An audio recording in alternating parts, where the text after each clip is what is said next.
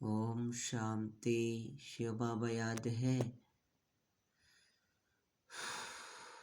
మనము విశ్వ కళ్యాణకారి అయిన విశ్వానికి మనము రాజులు. బాబా మనకి విశ్వానికి రాజులుగా తయారు చేస్తున్నారు.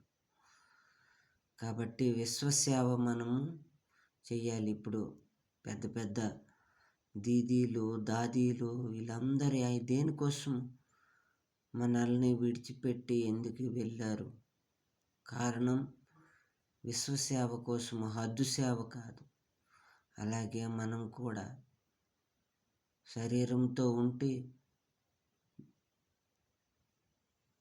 బేహద్దు సేవ చేయాలి. హద్దు వద్దు. మధువనంలో పెద్ద పెద్ద అన్నయ్యలు అక్కయ్యలు బేహద్దు సేవకు వచ్చారు. నా హద్దులోకి మనం ఉండకూడదు. కాబట్టి బాబా మనకి ఏమంటున్నారంటే, మధురమైన పిల్లలు, విశ్వానికి యోగదానం చేయాలి. నా ఏరియా, నా సెంటరు అనకూడదు. విశ్వానికి మనము లైట్ హౌస్గా అవ్వాలి. మైట్ హౌస్గా అవ్వాలి. ఏంటి మనము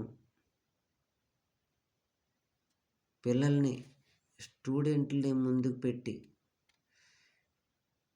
అంటే మీరు విశ్వ సేవకి వెళ్ళండి, బాబా సేవ చేయండి అని మనము అందరినీ ప్రేరణ ఇవ్వాలి. మన లౌకికం ఇంట్లో కూడా తల్లి పిల్లలు ఒకరికొకరు ఇంటి వాళ్ళు ఇంక వేరే ఇంటి వాళ్ళతో మాట్లాడకపోయినా పిల్లలు మాట్లాడుకుంటారు. వాళ్ళేమనుకోరు తల్లిదండ్రి. మేము మాట్లాడము కానీ వాళ్ళతో మాట్లాడుకొని అంటారు. మనం కూడా బాబా బిడ్డలము. అలాగా ఐక్యంగా విశ్వానికి సేవ చేయాలి. ఎందుకంటే ఒక రాజుగారు ఉన్నారు. ఒక రాజుగారికి వైరాగ్యం వచ్చింది. ఊర్లో వైరాగ్యం వచ్చి అరణ్యవాసం వెళ్ళిపోతానని దూరం వెళ్ళిపోతుంటే ఒక అరణ్యం దగ్గరలో ఒక ఊరు వస్తుంది. ఆ ఊరు వాళ్ళు ఏనుగుకి పూల మాల ఇచ్చుంటారనమాట. ఎవరు వస్తే వాళ్ళకి మాల వేస్తుంది అనమాట. అందులో ఎందరో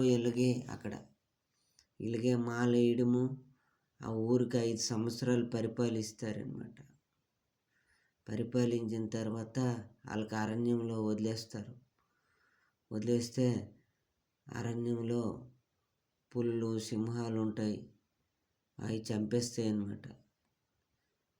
ఒకవేళ అరణ్యం దాటుకొని అవతలికి వెళ్తే నది ఉంటుంది. నదిని కూడా దాటాలంటే మొసళ్ళు ఉంటాయి. అలాగే ఎందరో ఇదైపోతుంటారు. ఈ రాజుకు కూడా అలాగే మాలేస్తే ఈ రాజు ఏం చేస్తారు, ముందు నుండే ఈ 5 సంవత్సరాల పదవిలో ముందు నుండే అరణ్యంకి అతనికి మాలేస్తే అరణ్యం ముందు నుండి అతను ఏం చేస్తాడు, అరణ్యాన్ని శుభ్రంగా నీట్గా చేస్తాడు. ఆ పదవిలో ఉండేటప్పుడు ప్రజలకు కూడా మంచిగా చేస్తూ అరణ్యాన్ని కూడా మంచిగా నీట్గా చేస్తాడు.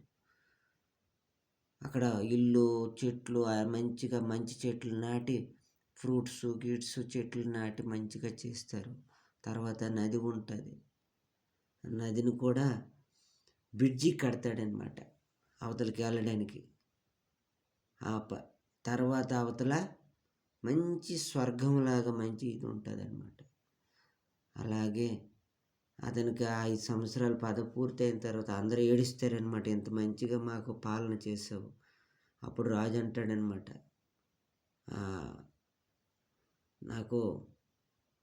నాకు మంచి ఏమి ఆడకండి, అందరిలాగా నేను చనిపోను, నేను ముందు నుండే ఇవన్నీ ముందు సౌకర్యాలు చేస్తాను, మీరు కూడా నాతో పాటు రండి, అరణ్యంలో మంచిగా ఇల్లు కట్టిస్తున్నాము తేడి అక్కడ మీరు రావచ్చు, చేయొచ్చు, ఉండొచ్చు. ఆ బ్రిడ్జి అరణ్యం దాటిన తర్వాత బ్రిడ్జి ఎక్కి ఆ నదిని కూడా చూడొచ్చు అంటారు. అలాగే మనం కూడా బాబా బిడ్డలం కాడ ఎవరికని భవిష్యత్తు కోసం చూడాలి. ఒక అన్నయ్య అన్నారు, చనిపోయే ముందు ఒక అన్నయ్య ఏడుస్తున్నారంట. ఏమన్నయ్య, నోటి నుండి చిన్న శబ్దం వస్తుంది, ఏం ఏడుస్తున్నావు? అయ్యో, నేను బ్రతికుండేటప్పుడు నేనేం చేయలేకపోయానే అని పశ్చాత్తాపడుతుంటారనమాట. అలాగే మనం అలా పశ్చాత్తాపడకూడదు. ఇప్పుడు లేదంటే ఎప్పుడూ లేదు. ముందు నుండే మనము విశ్వసేవానికి అన్ని సేవలు చేయాలి. నా సెంటర్ నీ సెంటర్ అనకూడదు. అంటే అన్ని సెంటర్కి సేవ చేయాలి. అంటే బేహద్దులో ఉండాలి, హద్దులో ఉండకూడదు. సమైక్యంగా ఉండాలి, అందరూ ఐక్యంగా ఉండాలి. శుభభావన శుభకామంతో అంటే గాలి అలాగా నా ఏరియా అందు కదా, అలాగే నా ఏరియా ఈ ఏరియా అనకుండా విశ్వానికి మొత్తం అన్ని సేవలు చేస్తూ మనం బాబా బిడ్డలము ప్రత్యక్షం అవ్వాలి. ఓకే, ఓం శాంతి. హద్దులో ఉండకుండా. ధన్యవాదం శివబాబా. లాస్ట్కి పడకూడదు. అయ్యో, నేను హద్దులోటే ఉన్నాను. బాబా విశ్వానికి రాజులుగా చేస్తారు, ఏరియాకి రాజులుగా చేయరు. కాబట్టి అన్ని సేవలు చేస్తూ మధువనంలో చూడండి, ఎక్కడ లేని వాళ్ళందరూ వచ్చి ఐక్యంగా నా బాబా పరివారం అంటాము. అలాగే మనం కూడా అందరం అంటే అన్నీ నా బాబా సెంటర్లో ఇవన్నీ బాబావి, మనందరం నిమిత్త మాత్రము చేయించేవారు బాబా.